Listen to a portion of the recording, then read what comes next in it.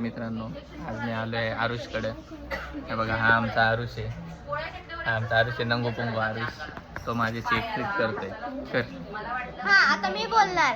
ही एक नवीन ट्रिक आहे. काकाकडे बघा, काकाकडे फोटो दाखवा जरा. ही एक व्हाईट वाली ते काय थर्माकोलचं असतं. आपण हिला असं हेअरवर ठेवायचं, पण किती हलला ना आपण हिला असं बॅलन्स करायचं.